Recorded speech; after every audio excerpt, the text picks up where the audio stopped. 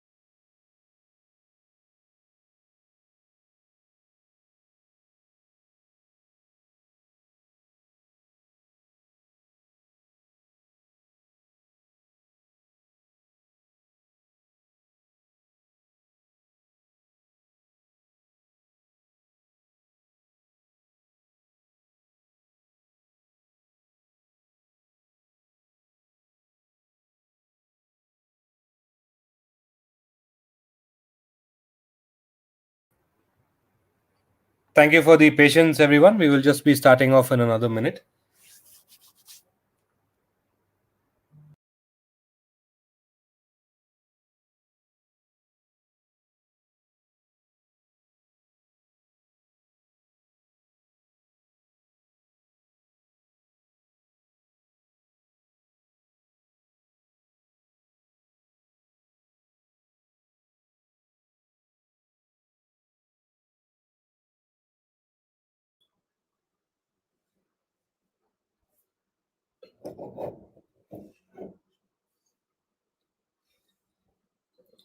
Hey, good evening, everyone. Thanks, Akshay, for adding me. Good evening, everyone, and welcome to the Farm Talks.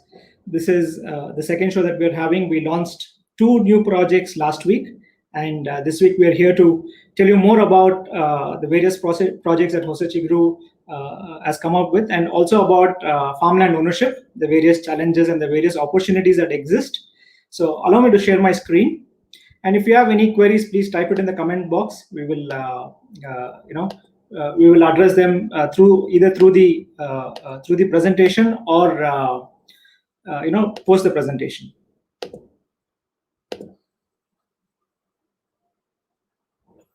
Yes, thank you. So hope my screen is visible.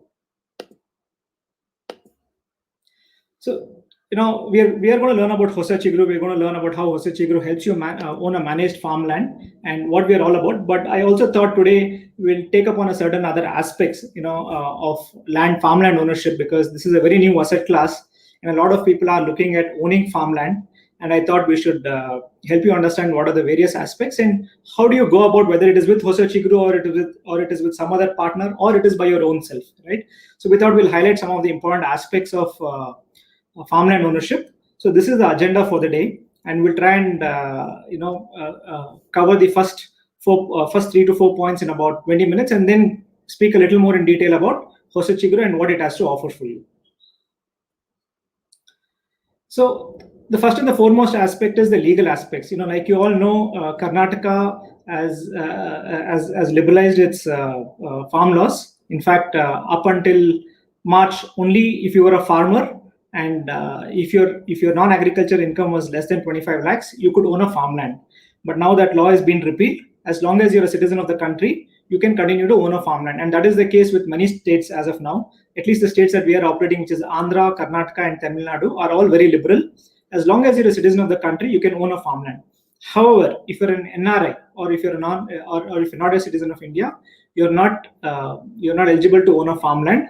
The only way you could own a farmland is by way of gift or by way of hereditary, but otherwise, so there is no restriction for people to do agriculture on non-agricultural lands.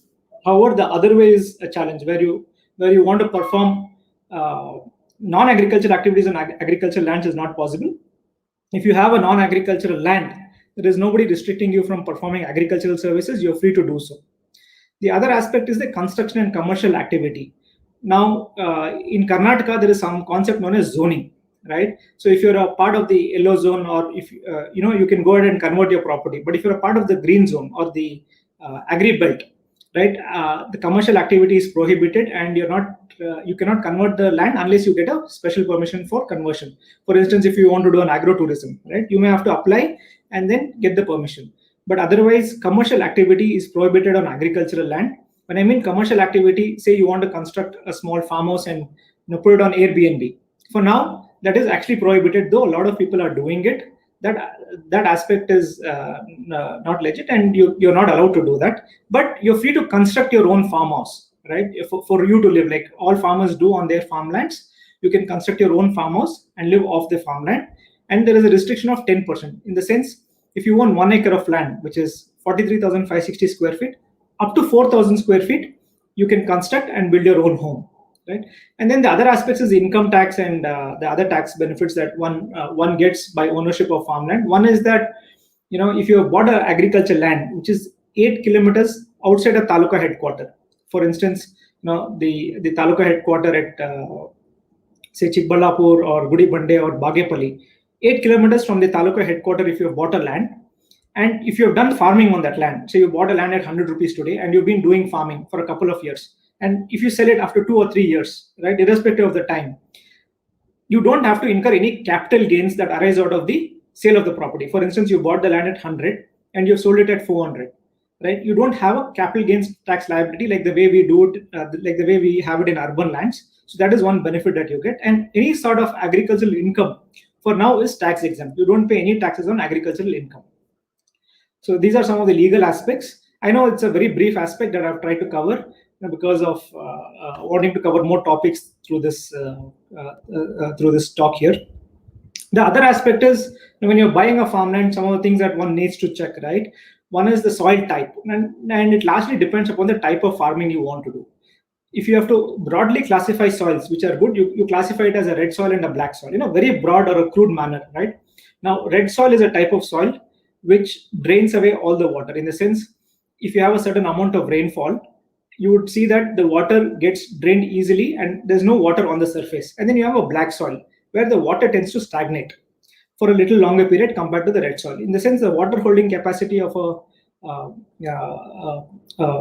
red soil is much higher because it drains away the water, whereas the water on the black soil continues to be there, right? And it's not very easily drainable. So depending upon the type of crops, you need to choose a type of soil. If you're going for any horticultural crops, which is vegetables, fruits, timber, we would prefer a red soil, because any of these crops don't like water stagnating on their land. We all tend to believe that these plants require water. What it requires is a combination of water and air, what we call as humus, right? So if you're choosing a typical horticultural crop, we would recommend you to go for the red soil. But there are some sort of horticultural crops which also do very well on a black soil. Like for instance, banana, right, is one type of crop, can do well on a black soil. But otherwise, black soil is mostly for your ragi to your paddy, those sort of crops which are even groundnut to some extent can grow well on a black soil. So these are some of the crops that you can use on a black soil, but the high value crops are mostly done on a red soil kind of a thing. The other aspect one needs to keep in mind is the pH of the soil, and it's very easy to test this. So the moment you go into any parcel of land, you try and assess the land by its soil, right? So you dig the soil by about a couple of inches, maybe about 6 inches to a feet, and then take the soil there and you give it to a laboratory to test the pH of the soil. Now, if the soil is very acidic, your pH is below 6. If it's very alkaline, it goes above 8.59. Now, your soil should be, to the extent possible, neutral, which is 7. But if you have a variation of 10 to 20%, like for instance, from 6.5 to 8.5 is reasonable. You can always use that sort of a soil to do most of the crops, right? But again, if you go to, say, a Malnad area where the rainfalls are extremely high, right, you may have a lot more acidic soil, where the soil pH is 4.5, 5. Right? It grows well there. Or if you go to, say, a very deserted land, right, like some parts of the country have, the soils could be very alkaline. If you go to some parts of North Karnataka, like Raichur, Gadag, the soils are very alkaline. The pH could be 8.59 above. But some of the crops, like for instance, a pomegranate or a date, can do well in those soils. But by and large, 80% of the crops require soil pH to be between 6.5 to 8.5. So if you have this aspect right, most of the agriculture is possible on those type of soils.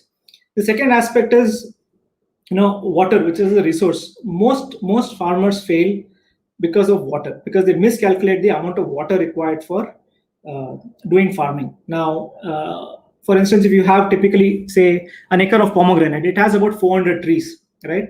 And during the peak requirement, which is during summers, if you have a yielding crop, you need about 30 liters per tree, which means you need about 12,000 liters of water per acre. And if you have 10 acres, which is 1,20,000 liters, and you have to at least ensure that you have a capacity of 200% of that in terms of borewell, because we are uncertain about when the electricity will come, how much water we can draw, when the borewell will go dry, right? And then you need to continue to recharge this water. So before you do any sort of farming, one needs to assess water, ensure that there is sufficient water, and choose the crop according to that, right? And then of course the quality of water is important. The moment you go beyond 700, 800, 900 feet, be rest assured that the hardness of water will be very high. So try and choose a place where the water is available, within 400 to 600 kind of feet, right? If you're getting lower than that, you're extremely lucky, and I'm sure it'll be a better quality of water. And try and make sure that you assess the water before you choose the type of crop that you want.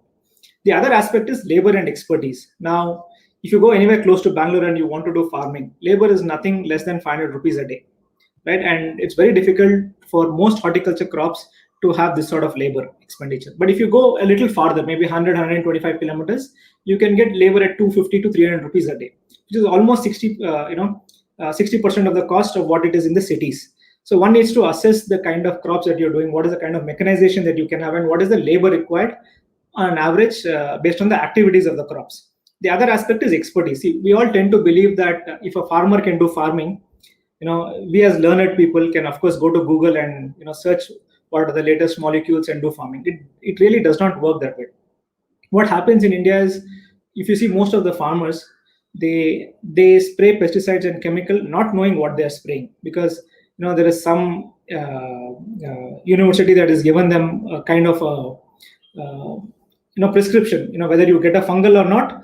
Because you're not in a position to identify whether the plant is infected with fungal or bacteria, they will tell you to go and spray a fungal spray and once a bacterial spray, right? So they give them a schedule, what is known as a package of practice. So irrespective of the type of crop that they're growing, they will say, in its life cycle, once it will get a termite attack, once it will get a thrips attack, once it is going to get a fungal attack. So you continue to spray the fungicide, the bactericide, the pesticide, irrespective of whether it gets or not, because as a unskilled or as a layman or as a illiterate, you're not in a position to identify what has happened to the crop. So you continue to spray. So that is how, by a large extent, the farming has been evolved, and we are seeing the ill effects of it today, right? So it is important that you have the right expertise. You have a consultant who will tell you, no, don't spray this. You have to go ahead and make sure that if there is the morphological is showing this way, this is a nutrient deficiency, or this is the time when a thrip might come, so you take a preventive spray rather than just going by a package of practice. So you need expertise to be able to do farming, and a couple of cycles before you can catch it up by yourself is very important. So you need to identify the right expertise before you choose the type of crop that you want to grow. The other aspects of farming, right? There are multiple. The farming is a very broad business, to say so, right? If somebody says I'm doing farming, it's like saying I'm going to go and do business. But what type of business you want to do is very critical. Now, animal husbandry is also farming. Beekeeping is also farming, right? Prawn culture is also farming. But what I've tried and covered is growing of plants and crops as a type of farming that I'm trying to cover today. But in these areas, you can figure out what are the various aspects that you want to go about in farming. Now, we have high-tech farming, which is putting a greenhouse, putting up an hydroponics unit, putting an aquaponics unit. All of these farmings are done in very controlled environments. In the sense, if you look at a greenhouse today, you can induce carbon dioxide so that the plants grow better in the night. You can have grow lights so that the plants continue to grow irrespective of the sunlight, right? So typically, if you look at all these methods, they are very high on capital, right? And the output is also more certain compared to the open type farming. But the challenge is they're extremely high on capital and sometimes not sustainable. Now, if you look at say a country like Dubai, right, where there is absolutely no life in the soil, Now their only option is to import from countries like India or somewhere else, right? And say if they're buying a particular type of vegetable at 20 rupees in India, by the time they finish the packaging and all the logistics, it costs them about 80-90 rupees by the time it is in Dubai or in any other part of the world, right? Whenever somebody is importing by air, so a 20 rupees vegetable which is available here becomes 80-90 rupees when it reaches their country. Now for them to go ahead and produce something at 60 rupees per kg is fine. So they can still survive because their alternative is to actually import it from another country. Now those are the countries which are setting up a lot of hydroponics unit and aquaponics unit and making it viable for them, right? But if you take a typical country like India, where you have various types of soils, where you have various types of climates, and most of the crops that can be grown in these controlled environments can also be grown in open field. So it becomes very difficult for you to compete with the open field markets, because in an open field, if you're producing a vegetable, say the biggest example is green capsicum. In a greenhouse, your typical cost of production is nothing short of 20-25 rupees to produce a capsicum. This is apart from the capital expenditure. I'm just speaking about the OPEX. Now, if you take an open field where you have almost 150 of the capital expenditure, your cost of production per kg of a green capsicum is about 10 rupees, 12 rupees. Now, there is no way the guy who has invested 40-50 lakhs on an acre and such high operational cost is able to compete with the open field agriculture guy. Though his quality may be good, but the price plays a very important aspect. So if you're doing any of the high-tech farming in a small scale where you have a direct market linkage, it is acceptable. Like, somebody doing on hydroponics is supplying to a couple of societies, or somebody doing aquaponics has direct access to one or two restaurants where he's supplying, it would make sense. But the moment you try to depend upon the traditional markets and do high-tech farming, it becomes very challenging. The other ways where high-tech farming is still working is in floriculture, like for instance, cultivation of roses, cultivation of gerberas, and all of those, where the high-tech cultivation still works because unless that you really can't grow a lot of these crops, right? There's no alternative for those in open farming.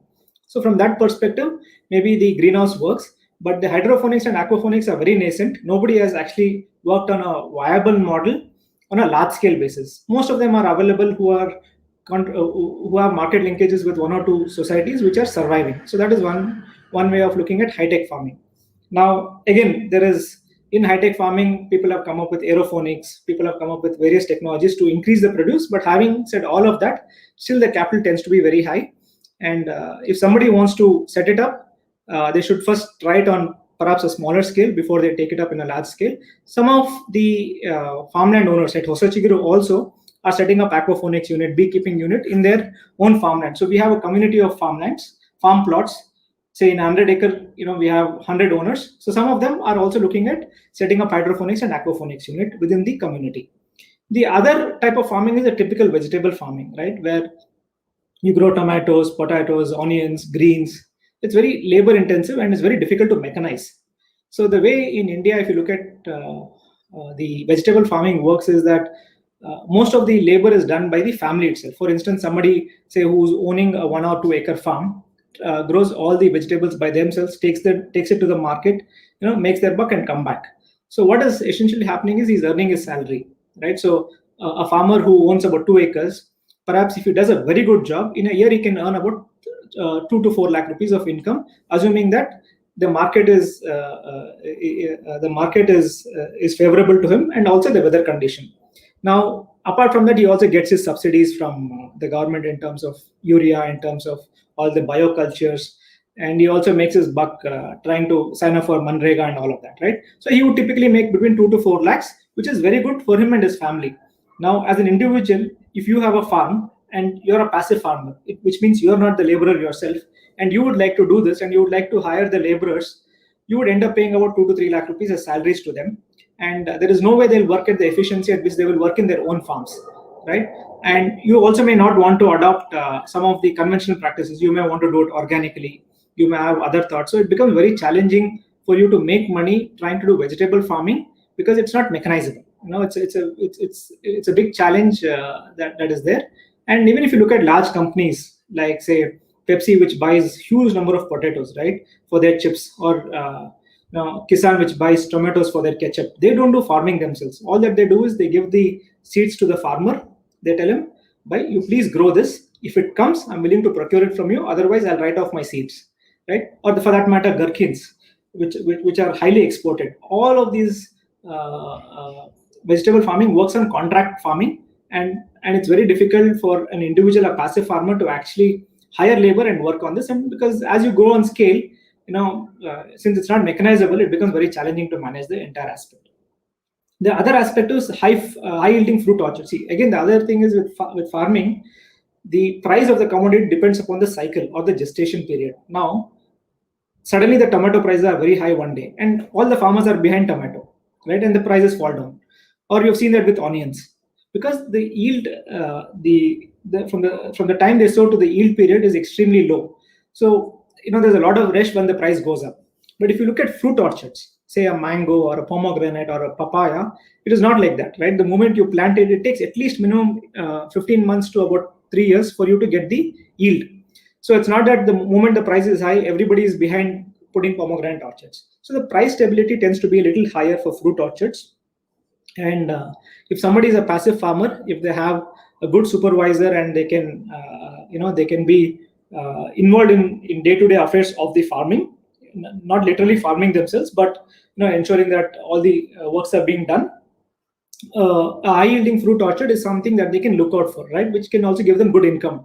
So when I started my career in farming way back in 2011-12, I started with pomegranate. I had a 10-acre pomegranate orchard, and we were able to earn good money. In fact, we were one of the first organic farmers of pomegranates. Of course, could not sustain the organic methods for a long time. It had its own challenges, and then I gave up on that. But we pretty much were able to earn about close to 5 lakhs per acre by exporting these pomegranates to UK and other places. So if you're trying to do high yield fruit orchards, you should have at least 10 to 15 acres. Again, the moment it becomes 1 to 2 acre, most of your money will go into your overheads. So if it's about 10 to 15 acres, it's an ideal way. But sustaining it on an organic method is very challenging, especially with the kind of crops that are export worthy. Like for instance, if you take today papaya, nobody buys a native variety of papaya. They all like the new shape, right, which is very uniform and which has a good keeping quality. Now these seeds come from Taiwan and they're very expensive.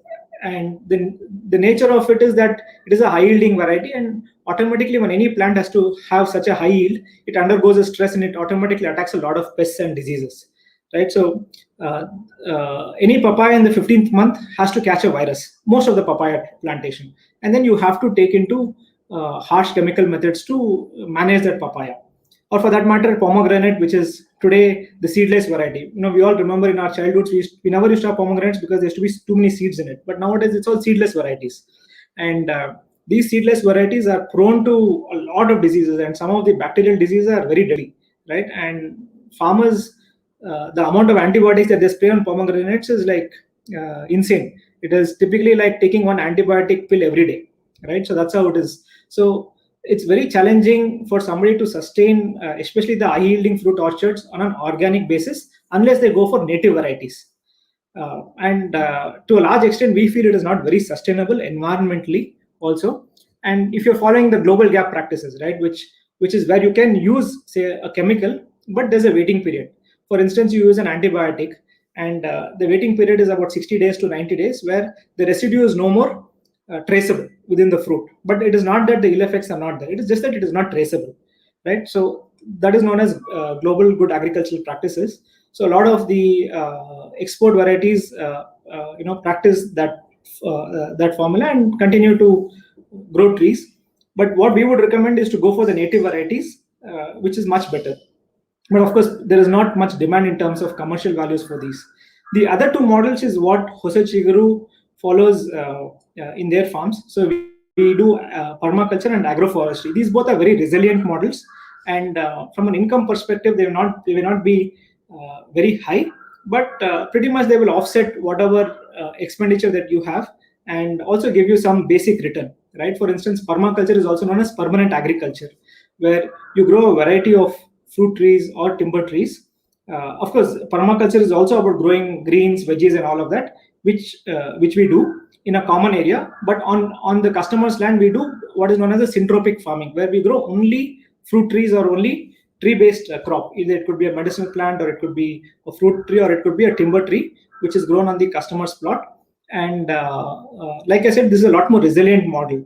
Once you're growing tree species and native tree species, they tend to ward off insects. And the way the whole farm is designed is also that you have companion planting, you have planting which are medicinal in nature, which can ward off certain diseases. You have trap crops, right, which ward off certain insects because of them being as a part of the plantation.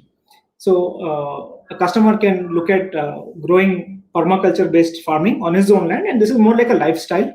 And it's about 40 years old in terms of a model per se. It was started in Australia. So the whole idea was to understand how the farming works in the forest, because some of the best fruits and spices that we have come from the forest. So trying to understand how science works there and bringing it to the farming space is known as permaculture. The other aspect is agroforestry, where we grow timber trees, right? And along with some other fruit trees as well can be grown, but the whole idea is to grow timber trees which can give you good income over a period of 10 to 15 years. Now, typically, if you look at a sandalwood tree, right, the cost of growing a sandalwood tree is perhaps 10,000 rupees over a period of 15 years. But you can look at about 70 to 80,000 rupees per tree from a return perspective. Similarly, teak or mahogany, right? So these are a lot more resilient in nature. So if you have a lockdown, you don't have to worry. There's nothing like the fruit is there where you have to harvest it. So the market prices don't go up and down. They're a lot more stable. In fact, the commodity that has risen the highest during pandemic is the timber as a commodity, right? So there is continuous demand, and as a country, we import 80% of our timber, right, and furniture. So we're a great importer as well as consumer of timber, and I think this is something that everybody should look at, especially the passive farmers. So like I said, what you want to do on your farm is very important before you purchase the farmland. Whether you want to put in some time and expertise and look at high-tech fruit yielding orchards, or whether you want to just do a permaculture garden, or you want to do a capital-intensive hydroponics unit, is your choice, right? But these are the broad aspects that one should keep in mind while getting into farming. Now let's understand what is managed farmland, because Hossachi Guru provides an opportunity for people to own a managed farmland. So what we do is, buying a farmland itself is a big challenge for many. Sometimes you look at a land, either it's too large in size or too small in size, right? Everything is perfect, the legal titles don't go through. The legal titles are good, you don't know whether water is available or not, or you're not in a position to assess water and soil. So there are various challenges that one faces to own a farmland. So what Hossachi Guru does is it cherry picks the farmland based on all these aspects. We curate the land from based on the legal titles, based on the suitability for what we want to do and all of that, and we purchase this land. Once we buy it, we develop the land, we make sure that we divide them into plots of quarter acre, half acre, 1 acre, and every farm plot has a proper road access. Now, once you have bought this land, based on what you want to grow on this land, we will consult with you based on your vision for the farm, and then we will set it up for you. Either it could be a permaculture forest, or it could be a timber forest, depending upon what you would want to do, right? And then as a company, we manage this on a large scale, typically as a managed service. So whatever the veggies that are grown in the common areas to whatever the fruits that are grown, all of that is taken care by us, and we also deliver the veggies to your home every week. So the vision of our company is to fulfill the dreams of a green enthusiast. So now I would, unless you have a green thumb, right, unless you're focused on the environment, it's very difficult for you to sustain your ownership on farmland. Because sometimes I say farming is nothing short of gambling, right? Because you're so much dependent on nature and various other factors that unless you really have a passion for it, you cannot continue to own a managed farmland with a lot of happiness, right? So what we ensure is once you buy the farmland, it is secure. We make sure that the legal titles are clear, it is fenced, there is CCTV surveillance, and whatever practices that we follow on the farm are sustainable. So we take care of the soil. We have environmental health engineers who understand what is the soil carbon, how do we increase it. We understand what is the water levels, how do we ensure with every passing year we increase the water table and we put in more water into the soil than we take back, right? So we also make sure that all the decisions that we take are based on data that we have collected in the past and we continue to work upon. So every farm has various devices and that tell us what are the activities that are happening. They tell us what is the rainfall in that area, whether something has happened or not, and all of that is available for you on your mobile app. So we have what is known as the Hosachiguru My Farm app, where you will get to know whether we have done some de-weeding on your land today, whether we have done some pruning on your land, or whether the land has been irrigated. All those aspects are available for you to see on your My Farm app. And the other aspect is we make sure it is rewarding. So every farm of ours has a nice eco retreat, has a camping site. It has an environmental education center where you can come and engage with the permaculturist, where you can do your own bit of farming. You can stay there on your weekends, and you can drive back to the city whenever you would want, right? So all of this is there, and plus you get some income from timber that can pretty much offset your maintenance cost, and which also is a kind of a passive income for you. So as a company, we have done 1,000 plus acres so far, and we have onboarded more than 600 customers. And this year alone, we will be onboarding about 350 customers. And we have planted over 1 million trees in the farms that we are currently managing. So I'll just play a small video to help you understand how Hosachiguru managed farmlands work.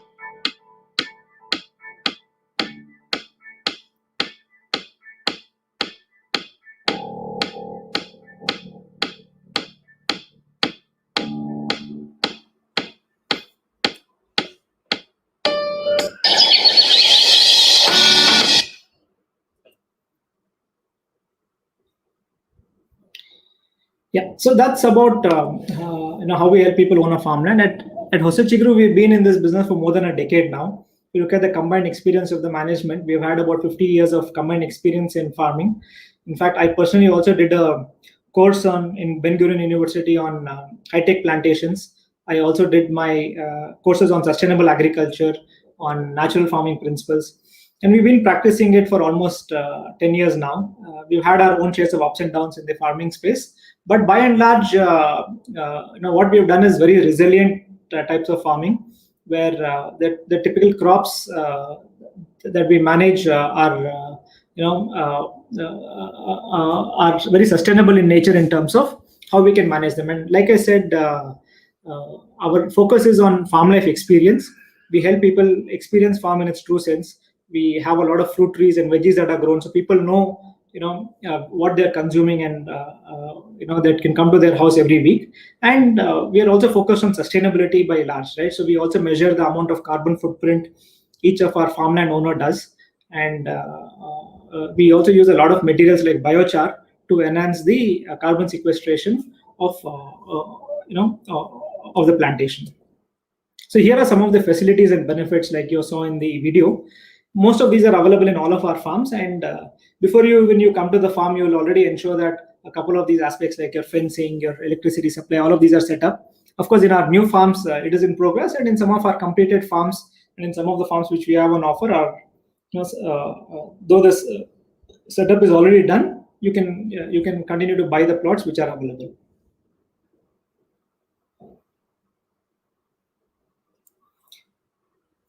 So one of the biggest question people ask us is, okay, you told us that it's more of a lifestyle, but can farmlands work as a real asset? Can they really appreciate compared to other real estate classes, right?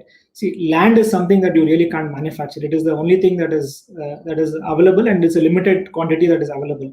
If you look at as a population, we've added about 1 billion in the world over the last 12 years, right? And we are going to add 1 billion in the next 8 years.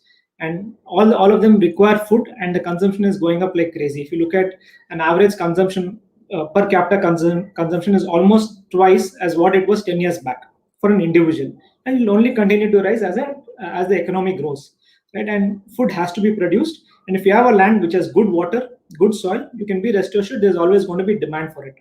The other important aspect is that today, if you look at in Bangalore, places like Devnalli, Sarjapur, Banarghatta Road, you rewind back by 20 years, all of these lands were just 50-100 rupees a square feet at that point of time, and now they're about 3,000-4,000 rupees a square feet, right? But whereas the city properties like say Jayanagar, Malleshwaram, they have not really gone up 40-50x. They've perhaps gone up only 10x or 15x, whereas the outskirts are the ones which have really gone up 50x. But you can't expect to go to Devnalli or Sarjapur today and then look at a 50x growth. It is not going to happen, because there is already a certain saturation that it has reached, and from here to grow the way it has grown in the past is highly impractical. But if you were to go a little farther and look at lands which are 100-200 rupees a square feet, they can perhaps grow the way these lands have grown in the past, right? Because the base value is much lower, and the cities are going to continue to expand. And the other aspect is, if you look at, say, when you're buying any real estate, so let's just take an example of, let me go to this site, which will give you an overview. Say you're looking to invest for 40 lakhs today, right? Now, what are your options? You can buy a 1 BHK apartment in the outskirts. Now, when you put 100 rupees of money into a 1 BHK apartment, out of the 100 rupees, be rest assured that only 30 rupees goes towards the land. 70 rupees is going towards the construction. That is the building. And this building tends to depreciate. Now, if you come to any of the city properties, for instance, the place where I live in Jayanagar, we have an apartment which is selling at 7,000 rupees a square feet because the building was constructed in 85. It is a 35-year-old building, and the value of the apartment is only 7,000 rupees a square feet. Whereas there is a new building which has just been recently constructed, and it's 15,000 rupees a square feet, because the new building is calculating the land plus development, whereas the old building is calculating only the portion of the land. So 70% of our money when we put it in an apartment goes into a depreciating asset, which is the construction of the building, and it's only 30% that goes to the land. Now, there is a certain appreciation of the land, there's a certain depreciation of the land. If you have to counter, based on, at least in the past, you have seen that 1 or 2% appreciation happening on the apartment. But the challenge is, if it is not occupied, if you're not able to rent it, you continue to pay the maintenance and the yearly taxes, which is quite a lot, right? And as such, it's not a sustainable investment. Today, we all say Bangalore has become less green, right? And we are responsible to it because we've been pouring cement into the city, owning real estate that is not sustainable. It has a large carbon footprint. Now, the other aspect, if you look at it, what we can own is perhaps a 1200 SFT plot in the outskirts, right? You can't own a plot, say, in Jayanagar or Sadashiv Nagar at 40-45 lakhs. You will have to go to, beyond Devnalli, or you have to go to beyond, the Konan Kunta and all of that in Bangalore, right? If you're south, or Mysore Road, you'll have to go pretty much far. And we're all used to living in the city. There's no way we'll enjoy our lifestyle here. So we'll only invest it for the sake of appreciation, right? But even in a plot, it is out of the 100 rupees that you pay, 50 rupees goes towards the cementing, the conversion, the drainages, the electricity, the compound wall. There are various aspects of development that goes into that, right? So there is a certain amount. Like if you look at today in Devnalli, you have Embassy Springs, right, which is 7,000 rupees a square feet. But if you take any layout by the side, say Rahejas, which was done about in 2002, 2003, there is running at 3,000 rupees a square feet from a resale perspective. But why is Embassy so expensive? Why is Rahejas so cheap? Because the depreciation of the layout, right? You have a new layout with new amenities, and hence it's more expensive. So if you look at even in a developed area, you continue to put a lot of money into the development cost, and over a period of time, the layout becomes old. You have a newer layout with newer amenities, newer avenues, and all of that, which becomes a challenge for the old layouts. That is one aspect. Second is that you continue to pay your taxes and maintenance, whether you build a house or not. You have the maintenance and taxes that you continue to pay. And what the developer has typically done is taken a land in the outskirts, converted a farmland to a non-agriculture land, cut off all the trees, and he cemented the place, and he's telling you plots, right? And then he calls it a forest reserve. Ideally, you want to live in a forest, right? But the fabric of the land has changed from a forest to actually a cemented property. So there is a large carbon footprint even there, right? Of course, if you're going to live in an apartment, or if you're going to live in a 40-60 site, it makes sense for you to buy it. But beyond that, we feel that it is unnecessarily a kill on the environment, trying to just have layout for the sake of appreciation. If you look at in Devnalli area, there are hundreds of layout, and all of these are ghost towns. There are some villas that have been built, nobody occupies those villas, and there's so much of cement going into the city there, right? I wish all of these developers look at growing trees there and selling it, because the lands, one is your cost of development is much cheaper when you don't convert the land and when you don't pour so much cement, when you grow trees. Second is the trees are also appreciating in nature. For instance, today you buy a quarter-acre farmland which is barren, and you have another quarter-acre which has good mango trees, good avenues, and all of that, which have been set up. You're likely to pay a premium for that, right? So what we would recommend is for you to own a food forest, right? So with about 40-45 odd lakhs, you can own either 1.5 acre in some of our farms, or about 3/4 of an acre in some of our farms. The best part is, once you grow trees, they continue to yield for you forever, and not just for your generation, but for your subsequent generations. And the cost of development is very minimal. 80% of the money goes to land. It is only that 10-20% that goes into various aspects of agriculture, your farmer quarters, your roads, and all of that, because we don't do the cement roads and all of that. It's typically the mud roads, but good motorable roads, any sedan can go. We make sure that the roads are maintained on a yearly basis. Plus, whatever is grown there, you bring it back to your home. Every week, we make sure the vegetables are delivered to your home. And by doing so, you're also contributing positively to the environment, right? Rather than cementing the place, you're looking at growing trees, which are more meaningful. So what we would recommend is to choose an investment that will define the quality of your life, rather than just looking for appreciation. So we have some of our farmlands, which we have two of our farmlands. One is in North Bangalore, one is in South Bangalore, that we have recently launched. Apart from that, we also have a farm called Abhiruddhi, which we have set up. I'll just run you through those farms shortly. But the biggest advantage that you get by working with Hosachi Guru or any large farmland developer is that you're able to bring down the cost of setup and maintenance. See, today we all live in societies. We all like to live in a gated community of villas or apartments, because we're able to enjoy the facilities like a swimming pool, a clubhouse, a gym, right? Badminton court, or for that matter, your services that you get, right, are much more affordable when you live in a community. If you had an independent home, maybe you could afford a swimming pool for yourself or a gym for yourself, but for you to manage it, one is expensive, second is it's also not practical. If you look at an independent house and if you go to a service provider and say that I need 2 security guards, he's not in a position to give you 2 security guards. He says the minimum requirement is 10.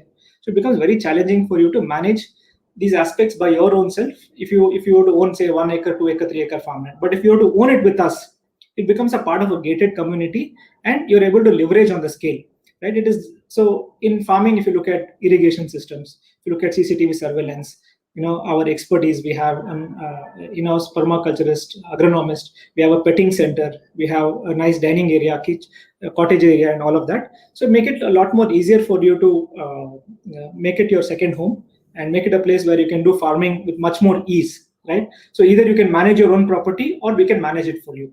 Now, I also spoke about agroforestry. So suppose you were able to do, say, teak, sandalwood, mahogany, and all of that. In fact, whatever money that you're spending on maintenance, of course, every month it is also returning to you. For instance, if you buy a half-acre parcel, your typical maintenance with us is about 10,000 rupees a month. For 10,000 or 9,000 rupees a month. For 9,000 rupees, you get around 4 to 5,000 rupees of veggies coming to your house every month. Plus, you're also getting a free stay at the farm in the eco retreat, and your farmland is being managed. It is being curated and all of that, and your timber trees and your fruit trees are growing. So you can come anytime, take back the fruits home. You can harvest your timber in about 10-15 years and pretty much offset all the maintenance costs that you have paid with perhaps some interest or something, right? So from that perspective, the economic advantage is very high. So when I say 9,000 rupees, right, it may sound a lot, but imagine if you have to keep one labor, just one labor at your own farm, it will set you back by about 2 lakh rupees a year. And one labor is very difficult to maintain. You always need a backup. If that guy leaves, there's another challenge and all of that, right? But here, at about 9,000 rupees, one, you're getting veggies to your home. All the logistics cost is taken care.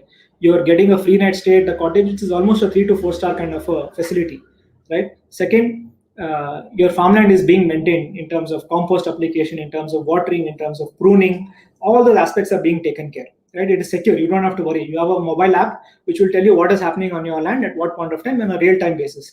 You can request for photographs. Everything is possible through the mobile app. So you get that economic advantage at a much lower cost. Almost, you can see, you can make a saving of about 70% on the setup and on the maintenance by working with Hosachi Group. So the model is very simple. We curate the farmland, we ensure the soil, legal, water, access, all of those aspects are taken care. And once the entire infrastructure is set up, you can figure out what type of crops that you want to grow, how much space that you want to leave for your farmhouse, how your road access should be within the plot, what should happen. All of that is your choice. And we have a designer to help you consult on your own farmland, and they will help you design your own farm plot. And once that is done, we take care of the day-to-day operations. Now, if you want to construct a home and live there and say, no, we would like to take care of the entire operations, you're free to take care of the entire operations. You just only pay a common area maintenance. So the common area maintenance could be about 15 paisa per square feet per month. So it is like, maybe about for a quarter acre, it's about 1,500 rupees. You get water, you get access to the common areas, you get security and all of that, which is very affordable. And then you can continue to manage your own land, right? And we also have the hospitality services. So the best part is when you're a member of Hosachi Group, you can go to any of our farms, not just the farm that you bought. We have various farms. We have 6 other farms where we have either set up the cottages or setting up the cottages, where you can go and avail the facilities there, right? So it's like a member that you become, and you can go and avail these facilities in any of our farms. And we regularly have events, right? In one of the other farms, you can come and participate in those events. You could also use your own farm to celebrate, a small birthday function or a engagement or whatever it would be like, where we have space for you to invite about 100 members, and we can have all the facilities arranged for you over there, right? And all the produce that is there, which is especially the timber, we take care of marketing the timber and giving you the yield for the timber, whereas the agricultural produce, that is your fruits and vegetables, is mostly for your personal consumption, which we would give it to you when you come to the farm, or the veggies are given to your home every week. So these are the 3 projects that we have. Hosachi Group Abhiruddhi is a project which is very close to Madhugiri Taluk. It is actually between Madhugiri and Hindupur. It's about 120 kilometers from Bangalore. It's a 300-acre farm. It's abutting a 300-acre lake and has a canal passing through the farm. It's a beautiful farm, and we have almost sold. So we have launched these in phases: phase 1, phase 2, phase 3, phase 4, phase 5, phase 6. Now we're in the phase 6. Up to phase 5, it's about 250 acres, which is completely sold. And in phase 6, we have another 7 or 8 acres still left. It's a beautiful 300-acre farm, and the pricing is also very attractive. Right, you can get a quarter acre at 10 lakhs here, a half acre at 18 lakhs, and 1 acre at 35 lakhs. So it's a very affordable farm, and it's about 2.5 hours drive from Bangalore, depending upon which part of Bangalore you live in. But if you were to look at it from the airport, perhaps 1.5 hour drive. Then we have Hosachiguru Unnati, which is near Chikballapur. I will share the brochures now. And we have Hosachiguru Samrama, which is towards Dennikota. So Hosachiguru Unnati from Hebbal flyover is about 45 minutes to 50 minutes. Hosachiguru Samrama from Electronic City is about 45 minutes to 50 minutes. So these are the two farms that we have, and both these farms are set up on the principles of permaculture and are more from a lifestyle perspective, because we are building very beautiful cottages and we're having a lot of activities that are there in those farms. So let me just share the brochures of those.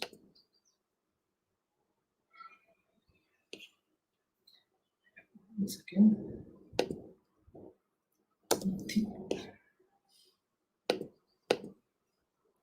Let me just open the full version of the brochure. Let's see. Okay, it's here. Okay, first let me share Samrama and then I'll come to Unnati. So this is Samrama, which is 45 minutes from Electronic City.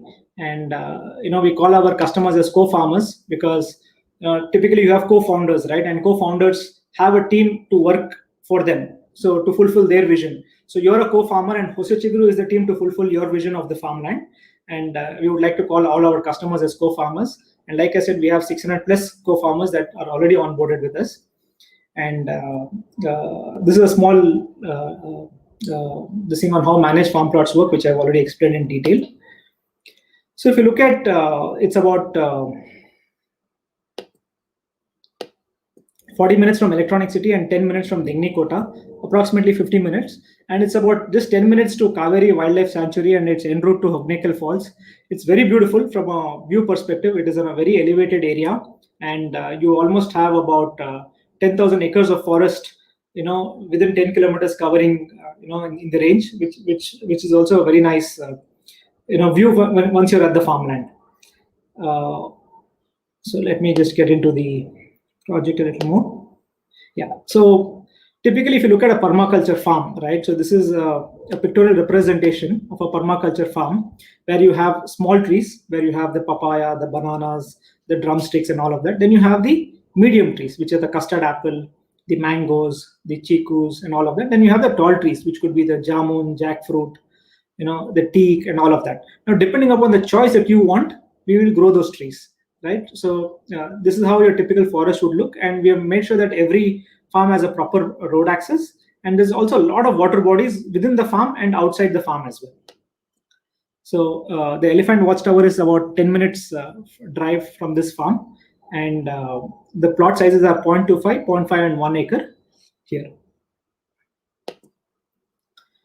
So like I said, you can choose either a foot forest or a timber forest of your choice. Suppose you're somebody who is not living here and who says, this is purely investment, I would like to look at a timber forest that can generate some passive income for me, you can do that. But only thing you have to remember is, out of every 100 trees that you plant, we would plant another 20 to 30 trees that will add to the biodiversity, because 15 years down the line, when you cut off the timber, we don't want it to look barren. We want it to be still lush green, right? And there are some certain sort of crops which are beneficial to the environment, like a typical neem or a peepal tree or a couple of medicinal plants that we are doing. We would like to enrich the soil through that and use them as a natural pesticide in your own farm, right? So about 70% of the trees can be of your choice. 30% will be ideally to create that biodiversity and restore that ecosystem, which are a lot of native species of trees that we will be growing. And then the other aspect is, when you're at the farm, to experience the farm life. One of the USPs of our farms is not as a ROI, but to experience a good farm life. For instance, when we go to the farm, at least now I have a 5-year-old son, right? The first thing he does is gets up in the morning at 6 o'clock to go and milk the cows, right? So that is a kind of experience that we want people to have, rather than looking at the typical resort type or urban lifestyle kind of a thing, to come get your hands dirty, to grow your own food forest. So we have a environmental education center which will help you understand how sustainable living works and all of that. And we have specialists who can help you manage your farm in a more professional manner. So like I said, everything is tech-enabled. Your irrigation activity, your crops, your documentation, your payments, your support, everything is through the mobile app, which is developed. So you don't have to worry about what's happening on your land. All that you have to do is just open your farm and tell you what are the activities that have happened. You'll also get a monthly report on what has happened on your farmland. So you know when is your harvest coming. You get to see the photographs and all of that through the mobile app. The other aspect is that once you're a member, you can also subscribe to the veggies. So you get veggies that come to your home every week. It's a basket of assorted veggies, about 6 to 7 kg. And all our farm veggies are collected in one collection center. From there, it is redistributed to all the owners. So it's a long-term food source for your family. It's like a hedge against inflation, right? Now we have a lot of animals in any farm, from both an interaction perspective as well as from a fertilizer perspective. So we continue to have them. We don't do animal husbandry per se, but farm animals are an important aspect of farm life, and we would like to have them in all of our farms. And these are some of the animals that we will have. And then we have a lot of other activities, outdoor activities. Given the terrain, it's within the farm itself, we have a lot of rocky terrain and all of that. So we have small trails, we have cycling track across the farm and all of that. It's a 120-acre farm, right? And we are adding another 60 acres. So it's almost going to be the size of Lal Bagh. So it'll be a beautiful forest that will be there. So like I said, we have an organic kitchen. We have full-time hospitality staff. Every farm of ours has an hospitality team, or what we call as a customer experience team. And their goal is to make sure that your experience at the farm is memorable. So we have the cottages, we have the permaculture team, we have the animal interaction team, which will help you, have a good day at the farm. And then we also have the camping site, which is there. So some of the other aspects of the farm, like your butterfly park, aroma garden, and all of that.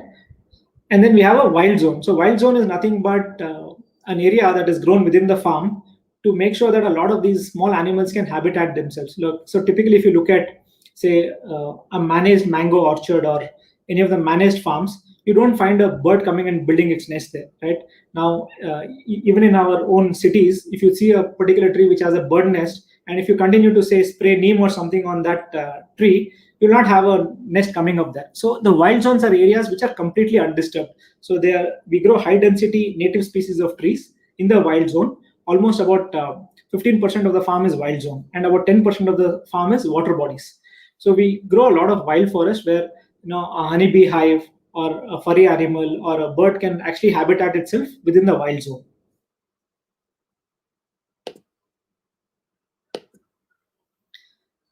So we also have a robust community of like-minded farmers, because typically people who come to us are green enthusiasts, and people who look at just as an investment really would not make up their mind to buy this sort of an asset. But if you're looking at beyond investment, right, where your primary motive is to release the farm, have a nice place for your family and for yourself, you should look at this. And mostly like-minded community of farmers come to our community, and so far we've had great experiences. I would we don't have any customer who's not happy with the kind of services that we have provided. We are very proud of what we've been able to deliver, and we will continue to do this even in the future. The other biggest aspect of owning a farmland, right, now we all have a certain carbon footprint as an individual, as a family. Today, if you're living in India, research says at least you should be growing 300 fully grown trees to offset your own carbon footprint. It's just not about planting, but you have to continue to manage to grow these trees perpetually, right? And that is what this farmland gives you, an opportunity to offset your own carbon footprint. So, like I said, we also thrive on experience. So starting from harvesting to you experiencing the farm is something that we do on a regular basis. We have a lot of programs that we conduct. Last year, we had about 4 events. And unfortunately, this year, because of the pandemic, even last year, ideally, we would like to have about 6 to 8 events in our farmlands. But given the pandemic, we've not been able to have much events. But whatever events we have had, it was very memorable. In fact, this January, we had a Sankranti festival where we celebrated Sankranti the way it is celebrated in the villages. the harvest festival. So we will continue to have such experiences so that you are able to connect back to nature. Yeah. So this is about Samrama. Similarly, Unnati is a farm which is located near Chikballapur. So from Hebbal 20 minutes and from airport 30 minutes, so about 50 minutes from Hebbal flyover. And the best part is it is just hardly 10 minutes from the upcoming government medical college. So the government of Karnataka has sanctioned the largest medical college in Chikballapur, and it's on the highway. We're on the opposite side by about 10 minutes drive, and we are about 5 minutes off the highway. So this highway is actually becoming a 8-lane. Right now it's a 4-lane highway, and the expansion has already started. It's becoming a 8-lane highway up to Perisandra. That is about 4-5 kilometers ahead of our farm, up to where it is becoming a 8-lane highway.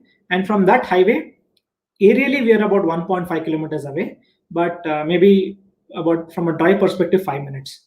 And there are a lot of spots around. The best part is you have Varlakonda Hill, which is like 1.5 kilometers from the farm. Beautiful hill. A lot of people come there for trekking. In fact, people cycle up to Varlakonda Hill. A lot of enthusiasts who cycle come up to Varlakonda Hill and head back to the city, right? So it's a beautiful place for a small drive in the weekend, and it is also very accessible to the airport. Like if you're from the airport toll, it's about 35 minutes drive. So there's a great appreciation potential. The only thing is, most of you people who have seen this area is not as lush green as the typical South Bangalore side, right? Or the Dekni Kota side. And that is one drawback. But otherwise, the fact that we are going to grow a forest here will only make the place much, much better. And the good part is it's very accessible to the people who live in North Bangalore, and it is very accessible from the airport. So the model remains the same here. All of the balance, like the way I've spoke about this thing, Samrama, the offering continues to remain the same. You can either choose a food forest or a timber forest of your choice. So this is about Unnati. So both these farmlands, a quarter acre is about 19.5 lakhs, and a 1 acre is about 70 lakh rupees. From a price perspective, it includes your retreat membership, it includes all your farming setup, it includes almost all the cost. There is no additional cost beyond that except your stamp duty. Now we also have a loan facility which you can avail, either a 2-year or a 3-year loan, and some banks are also offering up to 7-year loan depending upon your ability, right? So we can arrange a loan facility for you depending upon the farmlands that you choose. Now let me try and take up some questions which are there. So NRIs who are still having an Indian passport can own farmland. See, it again depends upon your domicile status, right? Suppose you've been living in India for the last 6 months, you can continue to own the farmland. Otherwise, you're not allowed to own a farmland. What is the other aspect? We are not farmers. Can we buy land? Yes, you can buy land. The law has been repealed. You don't need to be a farmer to buy farmland in Karnataka. As long as you're a citizen of the country, you can buy farmland. Can we see the actual videos of the farm? Yes, we will share the actual videos of the farm. Maybe this event is too short, but I can try and show some pictures of our existing farms, which are there. 1 second.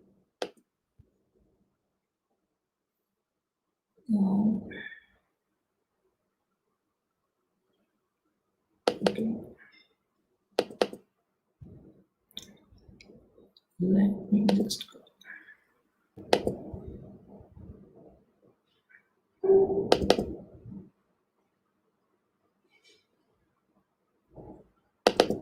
This is one of our farm that we did about 3 years back. It's called Bristlecombe. This is the entry to the farm. So this is a typical road, and this is the avenue plantation, and this is the plantation within the farm. Now these mostly are timber forests, but what we are doing now is mostly on permaculture basis. I may not have ready images here, but I'll just run through this. So you see the farmer quarters, the water tank, all of that, the electricity, all of that is set up here. Let's fast forward this a little.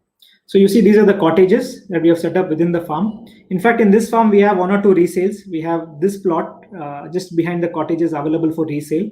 If somebody is keen, you can share your details here. You can contact Akshay. He shared. Akshay, please share your number in the comments box so that people can note it down. So this is the typical cottages that are there, where the landowners can come enjoy their weekends. Now we have a CCTV camera here, which we give access to and all of that. And so it's a beautiful farmland, which is about 44 acres, which we set up about 3 years back.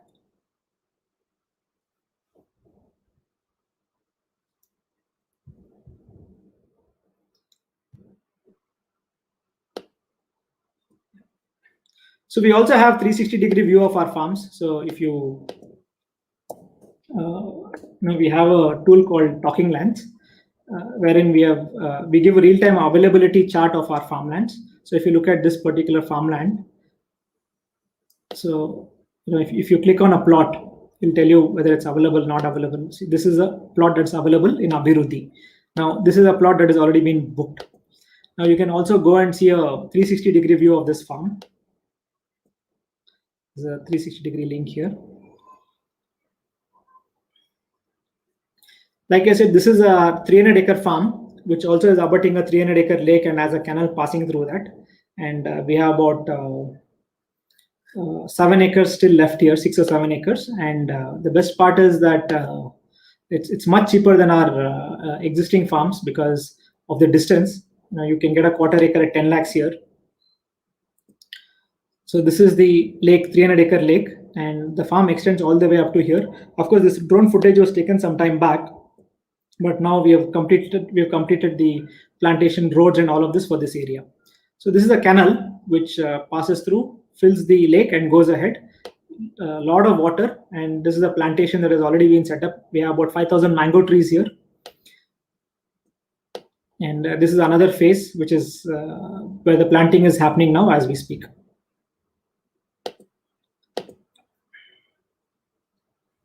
Sure.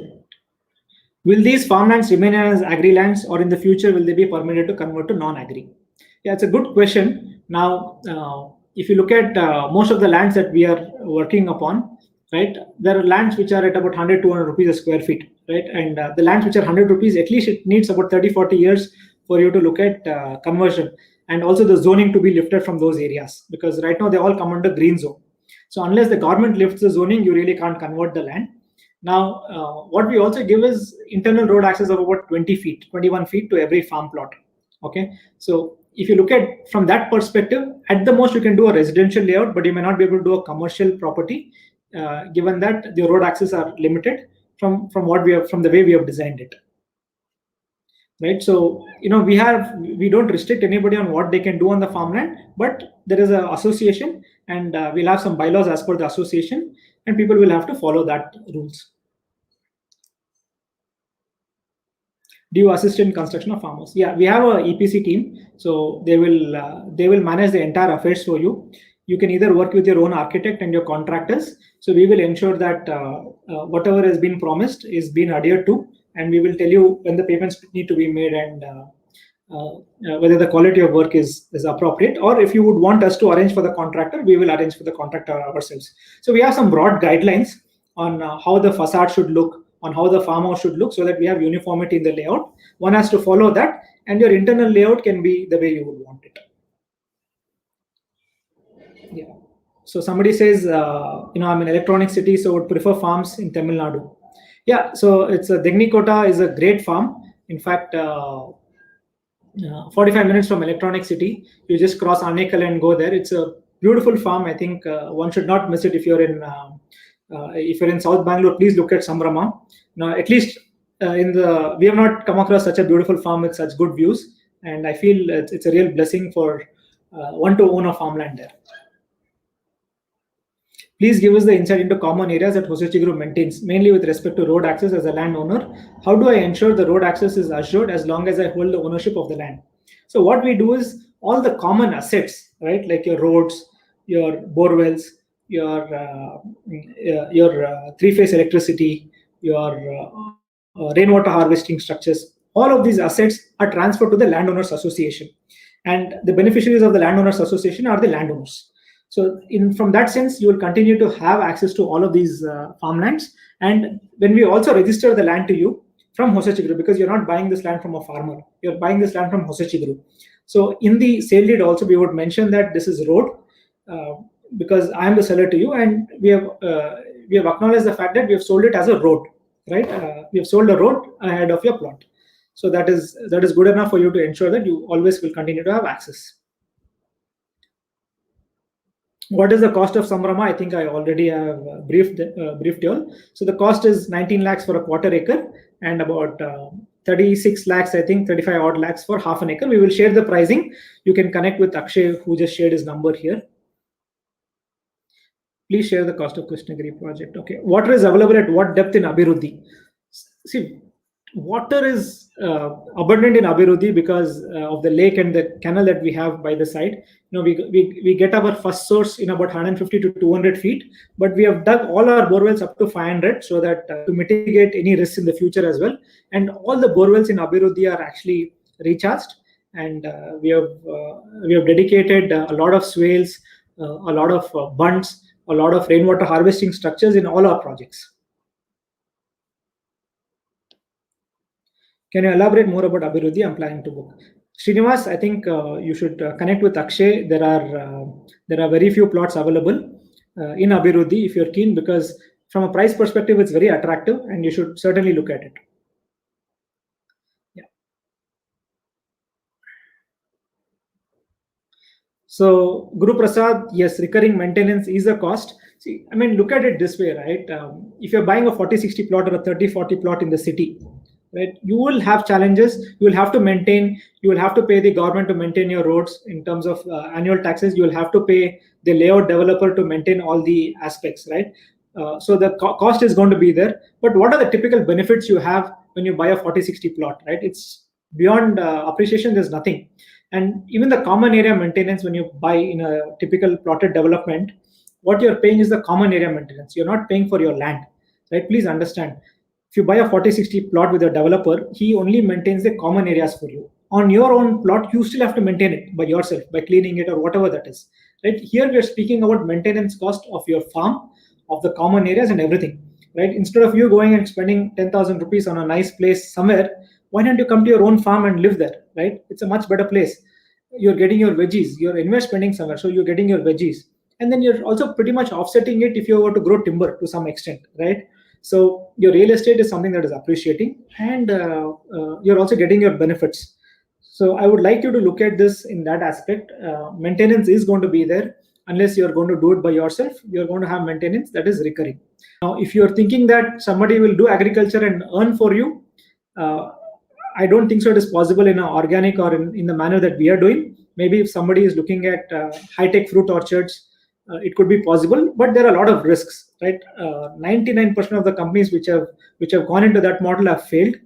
A lot of these companies which have said, I will not do maintenance, I will grow some fruits and continue to manage your projects, none of them have survived beyond 5 to 10 years, right?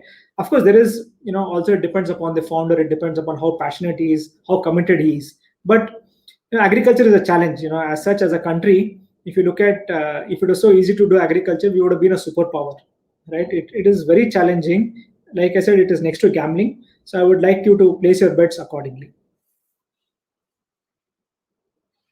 Thank you so much, gentlemen. I think it was lovely, and look forward to see you all at the Farmlands. And whether it is with Hosachigiru or not with Hosachigiru, look at Farmlands as an asset that you should have in your bucket.